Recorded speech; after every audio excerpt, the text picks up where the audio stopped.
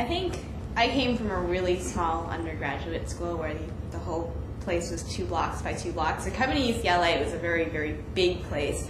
And I thought that a lot of the faculty were going to be completely out of reach. They're going to sit in their office, go make an appointment with my secretary kind of thing.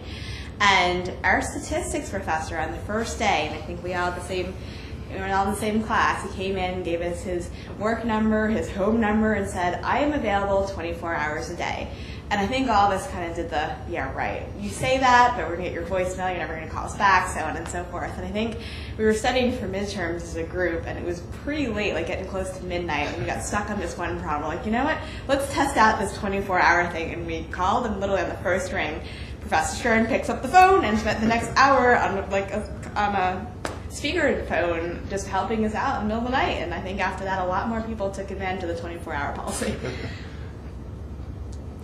My favorite academic memory would be in our finance class. I work with derivatives, and I remember people talking about betas and weighted average cost of capital. And I would read up on them, and I'd understand the terms, but I didn't know how to apply the terms. And in our finance class, we actually were able to apply the terms. The light bulb went off, and I thought the entire tuition for that quarter was worth that moment. I think my favorite memory is with Professor Cockrum. He is one of the professors here who, I encourage anybody who's thinking of going into finance.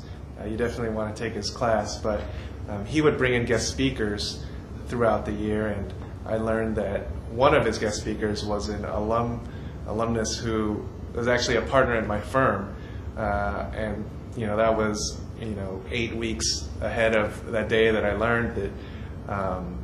So I found out what case he would be discussing, and I spent hours for a couple of weeks just to make sure if I got cold called that I wouldn't look like a fool or get demoted at work.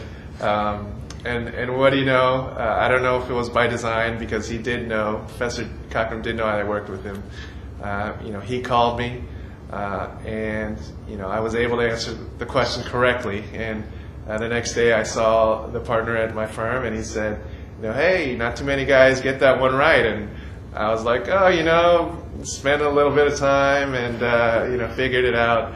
Didn't let him know I'd been just slaving away at this case for weeks, but all that time was worth it. And just a lot of other great guest speakers in that class and other classes. I really appreciate it. Well, he might be watching this now, so he knows. And there's always a lot of guest speakers, and even the case studies, if they're maybe 5 or 7 years old, they're still applicable to the topic we're discussing. And it's also a very small world. I remember in our strategy class, Professor Fox was talking about projects he had been working on, which were very interesting in the strategy arena.